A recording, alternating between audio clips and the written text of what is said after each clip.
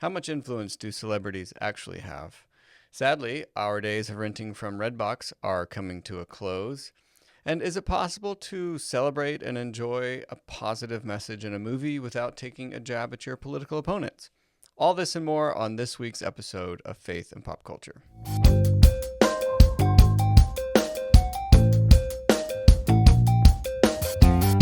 Hey, well, what's up, everyone? Welcome to episode number 19 of the Faith and Pop Culture Podcast. It is me, your host, Daniel, and I am joined at the desk, as I always am, by the efficient drive-through lane to my Chick-fil-A, Mr. Samuel David Camp. What is up?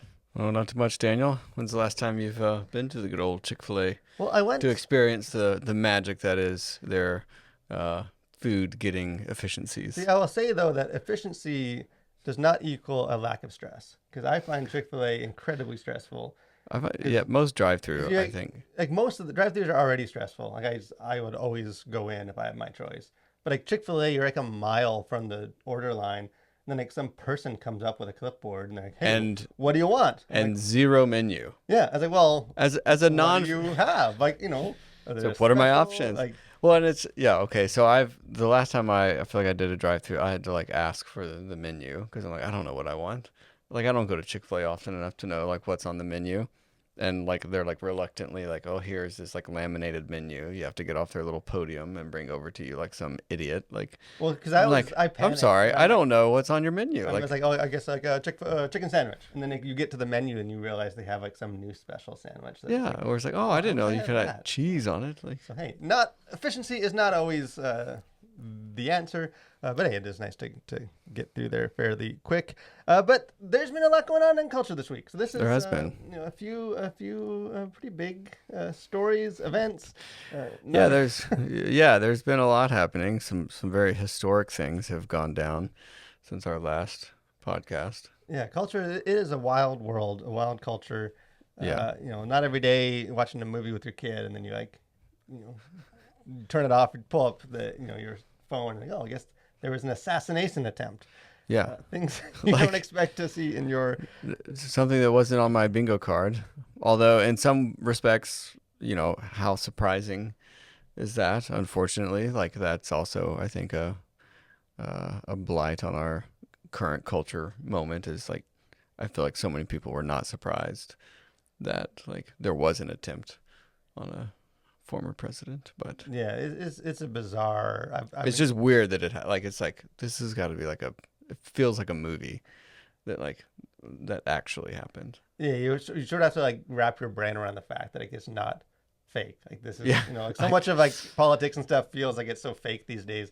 And it's like this is a pretty crazy Yeah. thing. But there's a lot of stuff, just going on in pop culture that I think as Christians, it's important to just have conversations and, just work through some of these questions. Kind of the first story, it's adjacent to politics, but there's been enough politics going on this last week that I don't want us to go down the politics road. More want to use this as like a launching pad. I think it reflects some, I think, more general questions and trends and things for us to work through. But sort of the basis of it is kind of somewhat politically charged. And this is old George Clooney, known as an actor, a director, a producer, and also he dabbles in writing as a journalist, apparently, and the odd op-ed. So he wrote an article, kind of an op-ed in the New York Times, where the article is called "George Clooney, I love Joe Biden, but we need a new nominee." And again, we don't want to get into like the content of what he's saying. More just the interesting, at least to me, the interesting like fact that like this argument is being presented by George Clooney. Like that an actor is, again, if you sort of read between some of the lines and stuff, it doesn't seem like this was just like old George woke up one day and he wasn't filming, so he just had a something in his chest he needed to get out, and hey, I'm going to go write an article for the...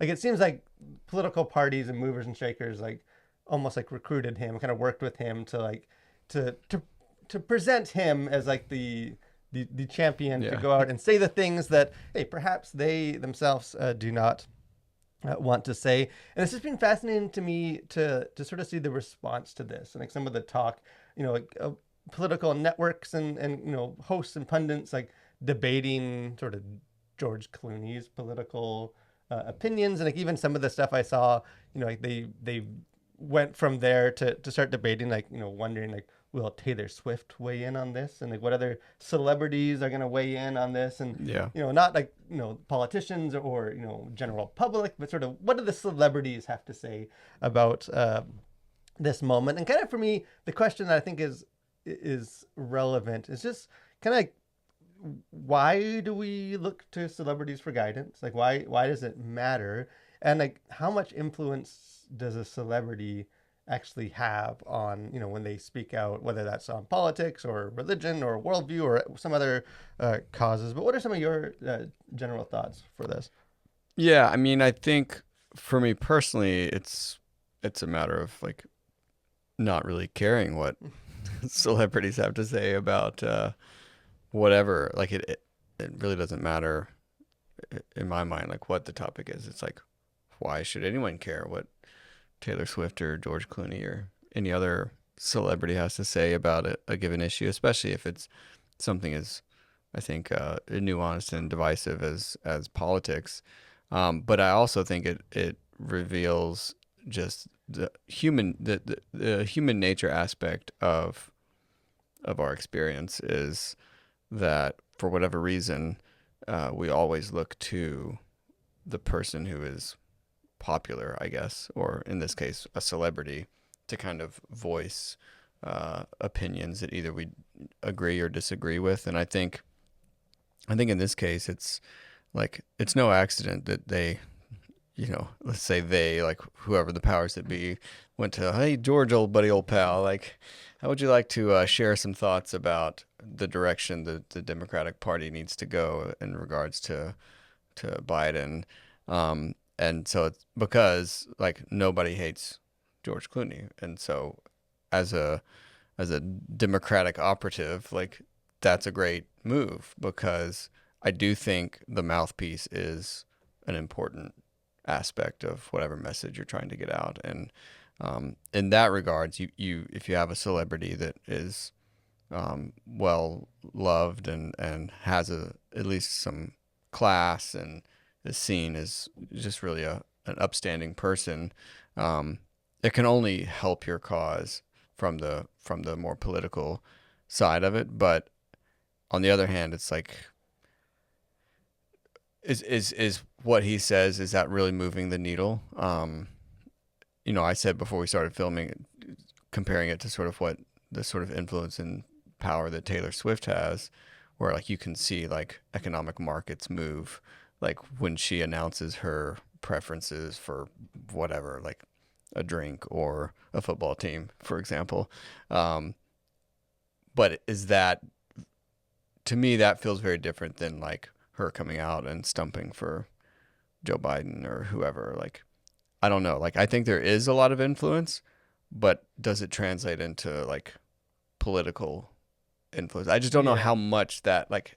because it always there again. I don't know if there is any clear like, because I feel like there's no denying that they have an influence. Like Yeah, it's more just like what's the extent or in what spheres are they influential. I think even something like Taylor Swift, like I think just who they are can be influential and like shape the wider cultural narratives about something. yeah, I think when she's sort of stepped into more like this George Clooney thing of like directly speaking for vote for this person, she hasn't historically yet had much success. Like most of the people that she's sort of supported have lost their elections or lost their campaigns. Like so, like in that sense, it's like, well, maybe she doesn't have much of an influence. But then, like you said, like, she dates a football player. Like now that's America's team or the Swifties team. Like yeah, they do have, and I do think like they can shape. Like I don't know if they can necessarily, one op-ed is going to make people vote one way or another, but I think they can sort of over time influence just the perception of politics in general or yeah, candidates or or different kind of movements. And but like you said, I think there's always been power in like this charismatic leaders and people. And like I think from the beginning of time until now, like you want those people. That's why like every on both sides of the aisle, like political rallies and stuff, like or like campaigns, like they always bring in the celebrities that sort of are on their Yeah. side and to show we have these people and they're gonna sing the song and they're gonna like, there's always been power in that, but I feel like almost like sort of these days like there's such a, especially with like Gen Z, but not exclusive to Gen Z, like there's so much of an emphasis on like the personality of someone. Like we Yeah. want to, like, even just the whole industry of like influencers, like I think reflects that of, we want, it's not even what they talk about, it's who they are. Like they are someone that influences people. Like that's sort of their whole thing. Like, Yeah. and we want to know who that person is, and sort of follow along their guidance, even if it's just some like random, 24-year-old on TikTok or something. Like they can influence us, and there is sort of that draw to like just sort of like that cult of personality that Yeah. I think can be, I don't know, can be dangerous. And I think like as Christians, we're we're like not less susceptible to that as we might think. Yeah, and I think probably the areas that have more influence are those who, on a more regular basis through social media, are connecting with their audience. And so I think it's very sort of old school what George Clooney did with his op-ed, which is sort of like, he's not posting on Insta stories or like, holding up his phone and speaking straight to camera on a regular basis. Like he is, he's sort of that maybe old Hollywood type, and so I think that's one thing. And then the I think the thing that is maybe more influential now are those people who are on a regular basis communicating directly to their audience, like the whole slew of new sort of political pundits that we have, that are, they have YouTube shows and they're on a regular basis talking directly to their audience. I think those probably have more influence, at least with their like sort of Because even on like a much, devout followers, yeah, than say some statement that a big name actor makes. because even like someone like Taylor Swift on a much larger scale, like I think part of the whole like Swifties thing is that like she has been super intentional in various ways to sort of bridge that gap and Yeah. interact, where it feels like it's sort of this personal thing, even though Well, it's you like feel like half the world is, yeah, it feels the same. That right. and kind of the verse too that, and then we can move on.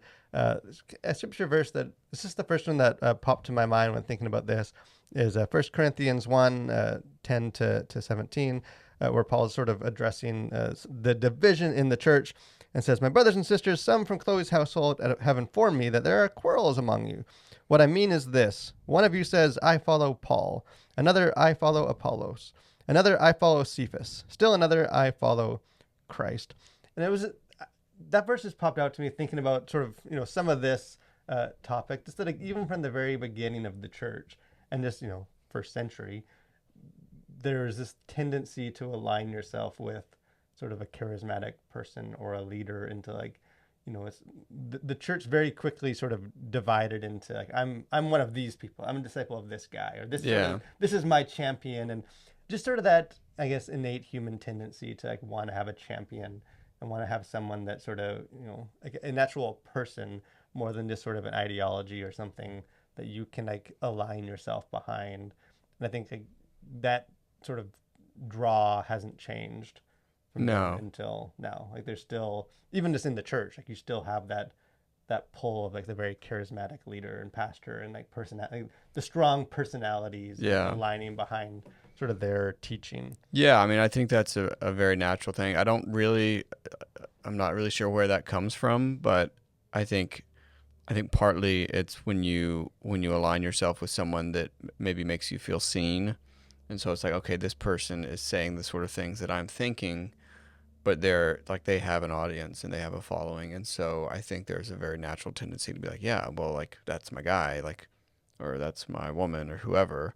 Like there is something that like, I think a part of you feels that like they're speaking directly to you, but also sharing what's on your heart as well. Like if they're speaking the things that you're saying or at least thinking, but you have no audience to speak those things to. So I think there's something that um, I think that speaks to in individuals to say like, yeah, like that's what I'm trying to say, and this person's saying it, and then not everyone, but a lot of people kind of just go all in on that person, and I think because of the sort of uh, connection, the sort of sense of being seen by this person, whether or not you are actually seen by this person, but you see somebody who gets you, who has a platform, I think there is just a natural draw. And I think there's just various degrees of like devotion to that person. And I think you see the spectrum both in sort of church celebrity as well as celebrity. Yeah, so it remains to be seen, like, hey, whether this will have any kind of impact or not. But I just think it does reflect so much of just sort of the draw that we have towards sort of charismatic people, and the way that that's sort of how, at least a lot of people are trying to shift culture. It's not necessarily through just sort of the arguments, but it's through sort of the personality, strong personalities that we Yeah. can relate to. Kind of a second story, something else that is having an influence on various parts of society is digital media and streaming, and hasn't always been good news for the old school physical media. No. So this again, we don't want you to get go down to break it down or anything, but I just thought it was a moment of silence and respect because Hats off. Redbox was just announced, sort of the company that behind that bought Redbox a couple years ago, filed for bankruptcy, and those old red boxes that you find outside your local grocery store or where else they're going to be gone. There's going to be an empty Yeah. void, so they're going away. And I don't know, like I'll admit, I can't remember the last time. There's one in my grocery store, so I see it all the time. I Yeah. can't remember the last time I bought something from Redbox, but there is this something almost sad about like because Yeah. like Netflix isn't mailing DVDs like it used to. Like video rental stores, which is where I had my very first job, those don't exist anymore. Now Redbox was like the last place you could like go and like pay and rent a physical movie, and now Yeah. you can't do that. So it's I don't Yeah. know. It's an Are you end of sad an about that? era. I mean, like it won't affect my life because again, like uh, maybe 7 or 8 years ago, I would rent DVDs from Redbox, but it's probably been close to a decade since I've done that, and so yeah, like I'd be lying if I said that this would affect my life in any negative way, but it is. I just think it's an interesting sort of end of an era when it comes to physical media and just just the absolute dominance of convenience. Because that's I was telling you before we even filmed. Like my family and I, we watched some movies the last couple of days together, and like they're movies that I own like on Blu-ray, and they're just in a shelf on this corner of our living room. And we watched it on streaming. Like, 'cause it Yeah. was like, oh, we just pull it up. Don't need to go. Like, even acknowledging that like the quality probably is not as good because of the Yeah. compression but it's the convenience of. I mean, it's the same as like music. Like, Yeah. I can't remember the last time I used to buy tons of like albums and Yeah. CDs and like, hey, now with digital, it's so much more convenient. I do think my theory is that books will be the holdout for physical media because it is to me the one that like the actual experience is different digital. Yeah. Like music, it goes through your headphones. It sounds the same whether there's a CD in there or it's just like a disc. Like even Yeah. movies, the quality might not be as good, but it's still sort of coming through your TV either way. Where like a Yeah. book, if you're holding a physical book as opposed to like a screen, like the actual experience is different. Yeah. It's different enough. Like there is a big enough gap between a physical book and like a Kindle screen or a iPad screen that I think that will be Because something that iPad screens just don't smell like books, and I feel like that is that's true. that's the deal breaker for me. Like it Yeah. needs to smell like a desk. It all comes down to scent, Yeah, when it comes to media choices. So yeah, yeah. it is. I mean, we have a small shelf of DVDs, and it's like, yeah, I can't bring myself to get rid of them. I know. I have a box in our storage room. It's like, Yeah, we have a few boxes, and it's like, well, I don't want to like. It seems wrong to just get rid of these or even sell them or whatever, but it's like, yeah, I mean, we're like, I don't know that we're ever gonna. I have dreams of maybe setting up a little like theater upstairs one day. Um, And so I think maybe that's what keeps me hanging on to physical media. But And eh, you never know. I feel like the pendulum always swings. What we don't yeah, have, we want. And I feel like when everything goes digital, like, maybe when my kids grow up, they're gonna be it's gonna be all the rage to like buy Blu-rays well, or but 4K. like there's several examples like was it Pete Davidson like buying all the VHS tapes and like he's selling them for thousands of dollars and like so there's a weird nostalgia even for people who didn't grow up with VHS like and I don't know like vinyl records are having record sales. So there's a weird sort of maybe it's a trend, it's a fad, I don't know, but there is this sort of odd thing happens when it's like everything's digital, but yet like old school media is having a thing. I think in the, like the last And you couple wonder of if that years. will how if that will survive past the age of the people who grew up with the thing. Like Yeah, if like like my but kids or their kid like yeah, who have no context of like VHS like if they'll be so used to it that it won't mean anything to them, or if there is some more like innate human thing of I want to have some tangible thing to the art that I'm enjoying rather than just sort of this big digital world. But yeah. hey, hopefully you got your I don't know when they're actually taking them out of the stores. So maybe go rent your Your last final. Redbox and then keep it until you Yeah, I take it out, want. and then they So won't be what are able you to gonna charge you do? for late fees. So I don't know. Yeah, That did happen at the video rental store in my town. We had several movies that we were so late that we were too scared to take them back, and then video rental stores went out of business, and we gained a few VHSs. there So you go. hey, there's That's a one way. strategy to that. But kind of in other movie news, and kind of actually a follow up. I don't remember when exactly we talked. I think two episodes ago, we talked about just sort of the Sound of Hope movie and sort of the partnership between Angel Studios and the Daily Wire, and just kind of the good and maybe the potential bad of that partnership. The good being, hey, it gets out to a lot more people.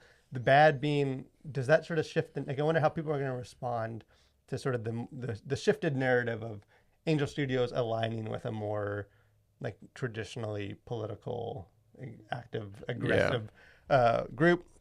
Well, not to call ourselves prophets, although we have been right on occasion when the shoe uh, fits. from time to time. But that exact thing did sort of blow over in the last week, particularly with Letitia Wright, who is an actress. Seems like a really cool, grounded person, a Christian. Obviously, best known for her role in the Black Panther movies in the MCU. So she's the producer of the movie. Sort of her Yeah, she has an like executive Peachtree producer. Studio. Like she kind of was one of the driving factors for this movie getting made, and then she kind of work came into a relationship with Angel Studios, and they were going to release the movie. Well, it turns out she was not in the know for the subsequent partnership with the Daily Wire. Which again, at the top, I'll say like, what is that partnership? Like it seems very Yeah, it is amorphous. very. It's like, hey, we're partners about this movie. We had nothing to do with the making of it, and we're not necessarily distributing it, but we're partners. So Yeah, it's a weird. It's never been, and I've been even sent some like press releases on it, and it still just doesn't make sense to me yeah, it's like exactly. But so she was getting a lot of comments and stuff to her own accounts about this, and eventually made a post on Instagram where she sort of I guess, distanced herself a bit. And she says, here's part of it. She says, to be clear, after we completed the production of this film, Angel Studios were brought on board to handle its distribution, and they later partnered with the Daily Wire. That was not my decision, and I was not given an update or made aware of the decision. I am in no way aligned or affiliated with the Daily Wire. I am thankful for all who want to positively champion this film and campaign to serve children. However, I do not condone using this beautiful film for divisive purposes. That is not why I joined this project. And it seems like, again, you can sort of connect some of the dots that some of this post came on the heels of one of the Daily Wire kind of pundits, hosts, who were promoting this movie with a very lengthy thread where they began with a tweet talking about this, what the movie is. So, in the late 1990s, Christian families in the small town of Possum Trot, Texas, adopted 77 children from the foster care system. It was a heroic effort by a small church community. today leftists are trying to stop Christians from saving more children. And then a big thread where he kind of bashes those leftists for keeping us from adopting children. And it seems like, if not that in particular, those types of tweets or whatever is what Letitia Wright is responding to. Yeah. Like, hey, I want people to promote this film because it has a positive message, but I don't want it to just become fodder to point the finger and like become a political tool. Yeah. Because that seems to like water down the film, which is again what we kind of worried about, or at least I was worrying about a couple episodes ago.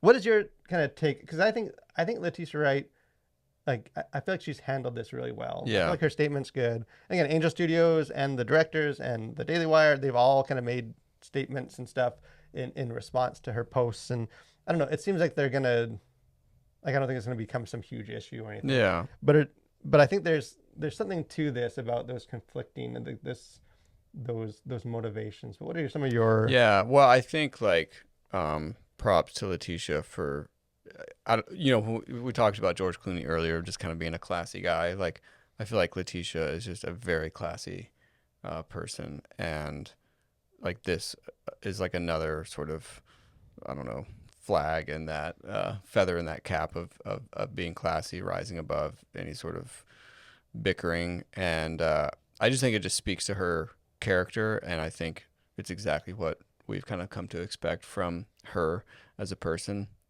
just based on her other speeches and just other things she said. Like she just conducts herself, I think, in a way that's very admirable. And so I'm very pleased to see this being her response to something that could easily be like just very divisive.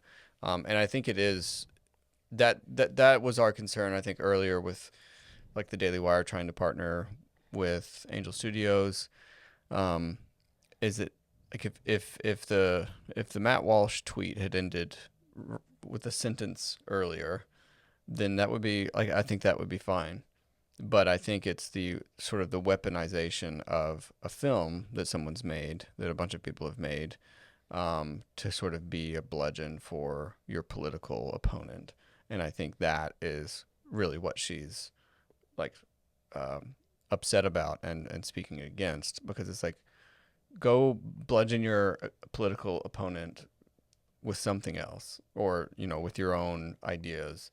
But to take something that's a story, that's a beautiful story, that's really not about calling out Well, because all that's this. yeah, like that's the irony too. Is like, for those of you that have seen the movie, and I really enjoyed this film, and like it's very much like point a finger at the church and be like, hey, I think there's a line in the movie where the pastor says, there's churches on every corner. Like there should be no kids in the foster care system. Like Yeah. there's enough. Like it's like, hey, it's us. Like Yeah. we got to step. Like it's very much not a point out of the church and be like, hey, this bad culture is going to keep. Like it's like, hey, as Christians, we are called to do this. We are called to love. Like let's go do that.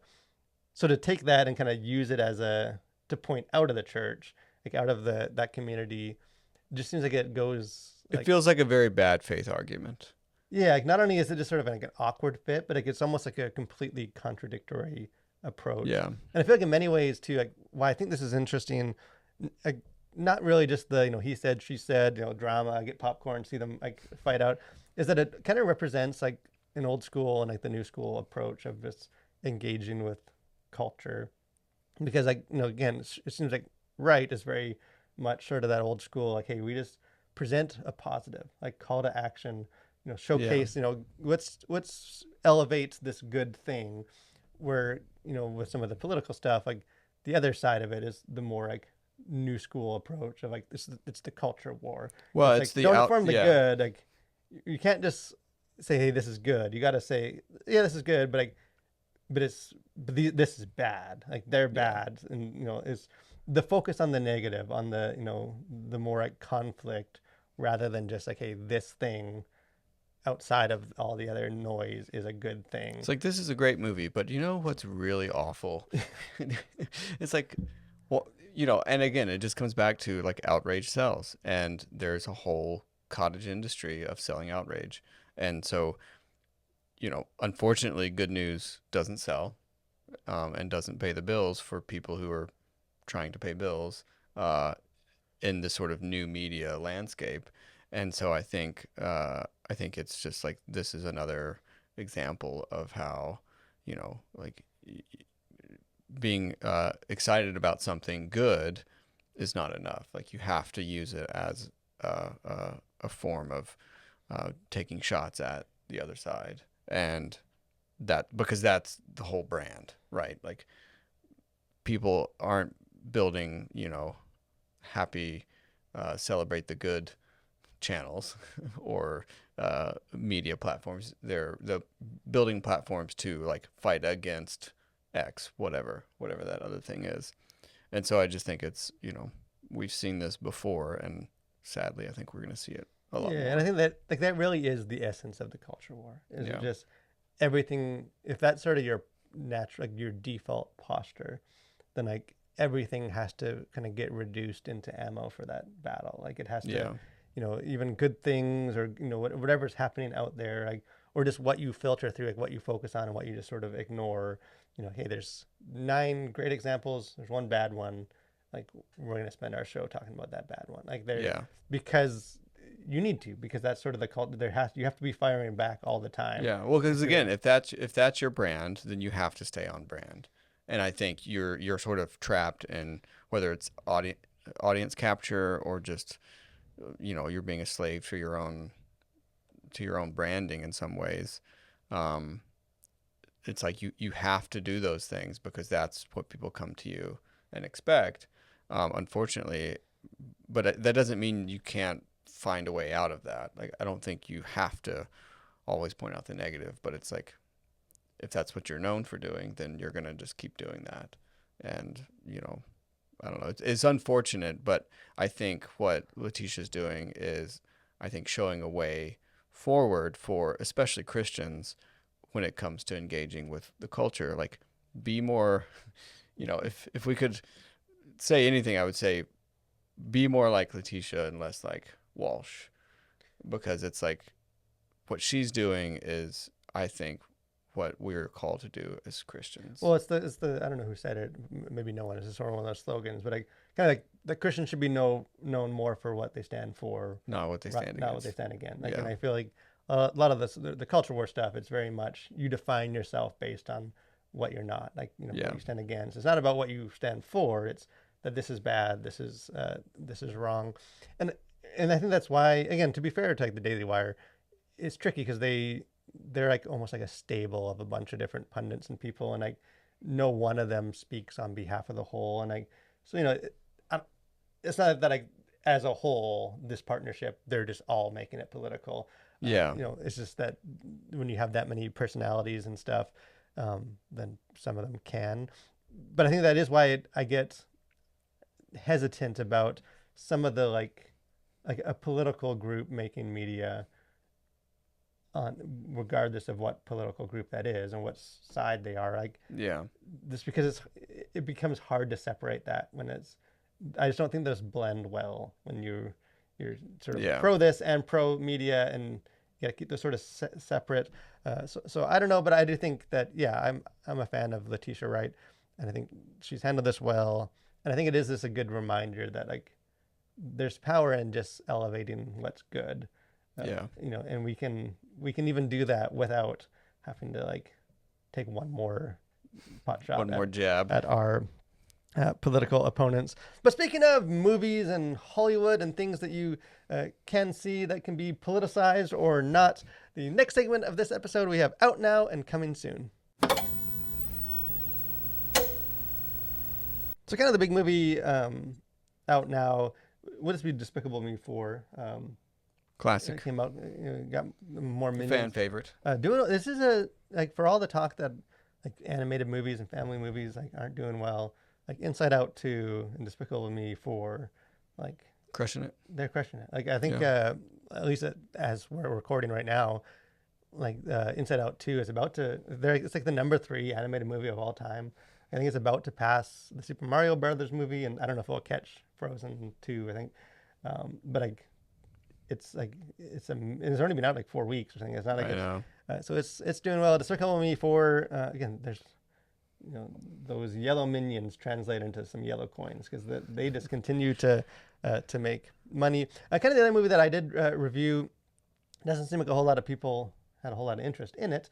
The Fly Me to the Moon movie with Scarlett Johansson and Channing Tatum, kind of a romantic comedy drama about the moon. Which who doesn't love space movies? Yeah, so one thing, even the movie they say, one thing we can all agree on is saying we all like the moon. Yeah. The moon's pretty cool. I thought it was fine. You can check out my review for that. One movie I did want to mention that I did not review, so I have not seen it, so I can't speak in any real depth on it. Have you heard anything about this Long Legs movie? Is that a horror movie? It's a horror movie. I think Nicolas Cage is in yeah. it, and it's sort of one of those like Maybe I saw the trailer. I'm not. kind of like a Blair Witch thing where it like it's a small budget, wasn't heralded, and like it's become a big success. It's just sort of hitting, striking a nerve with people. But I didn't want to mention it because it is like I think a lot of the movie deals with like I think it's sort of like a murder thing or mystery or something, but like the occult. Like, I think like it seems like Satan himself is like in the movie. I don't know if that's Nicolas Cage. That seems like maybe a Cage role. Yeah, I could see that. And I haven't seen a whole lot. Like again, that's not unusual for like horror movies to deal with. But like even I saw there's a tweet from like Neon, like the production company, about the success of it, and like the tweet was like quote tweeting this. It said like "Hail Satan" as like the tweet, and it's like there's gonna be some Christians that are that have some issues with that. So again, I haven't seen the movie, but just again, I can't speak. Like in general, I don't really mind movies like dealing with the supernatural and like, I feel like they might not explore them in like a biblically faithful way. Yeah. But I think it is fine for people to wrestle with spiritual realities, regardless of how they do it. But just sort of earmark that one. That might Keep become an eye on it. there might be some stuff that came out of that movie. And as far as new movies coming out, Twisters is coming out this week. Multiple. So I should have multiple. Yeah, you've had one Twister, but have you had multiple Twisters?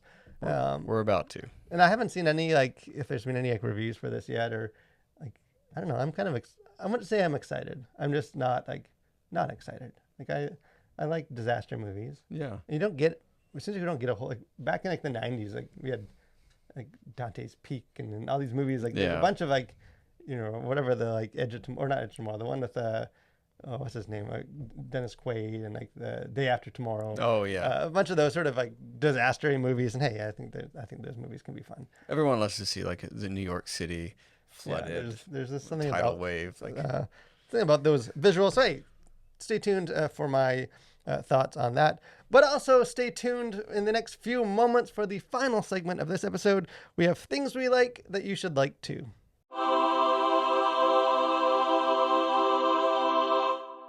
So it is my week this week to share something that I like, and I'm kind of going a bit old school and going a bit broad to just elevate, emphasize the greatness that was the Super Nintendo.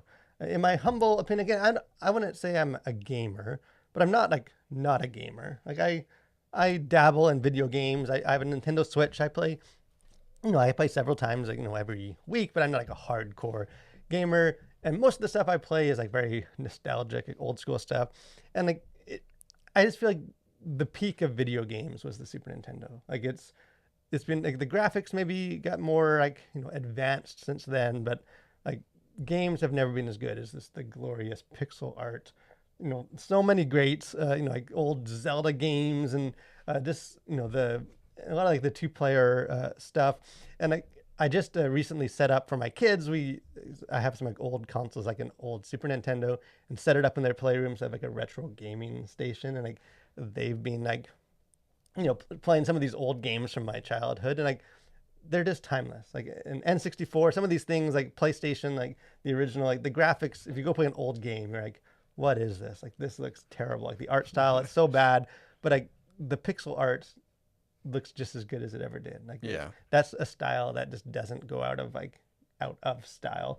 But did you grow up with a Super Nintendo? We had, I think the console that we had was the N64, and we loved it. Like we played the heck out of that. And then then we moved to Xbox. I think was the next. I don't think we ever had a PlayStation, but I grew up playing Super Nintendo and Mario and all the classics. So yeah, it is. There's like the Super Nintendo graphics, and then like maybe late N64 graphics till maybe a few years ago.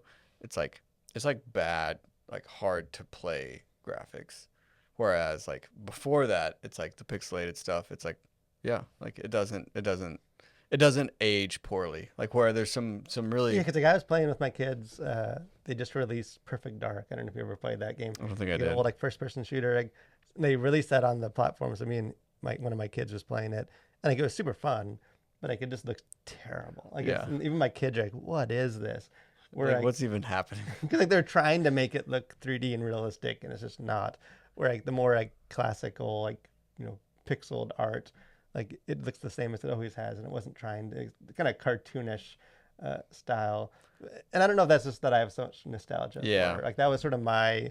I think we had an original Nintendo, like, but we were pretty young. Like, but Super Nintendo was where I cut my teeth. Yeah. And then I remember getting the N64 and that blew my mind at the time. Yeah. But Yeah. in hindsight, Super Nintendo, and you can still buy those. You can still go to Oh yeah. I pawn mean, shops. there's tons of people who are restoring these and selling them online, and so I think they'll be around for a long time to come. And it's just again the graphics are like I don't think they ever go out of style. And there's something very tactile about having to take the game out and like blow in it. Yeah, yeah. To So make your it kids work. are getting the blow in the cartridge Yeah, like, experience. So it's a generational thing. But one of the things that we are excited for and that we like is that you join us every week here on the Faith and Pop Culture Podcast, just to ask questions, have conversations, just look at, hey, what's going on in our culture and how as Christians can we be informed by Scripture and by kind of a Christian worldview to not just get mad about everything, but just engage in it, have conversations, contribute to that, elevate the good. And hey, sometimes we do got to get mad at some stuff. But if all that sounds good, getting excited for things, getting mad at things, we hope you will join us next week, every Thursday, for more conversations on faith and pop culture.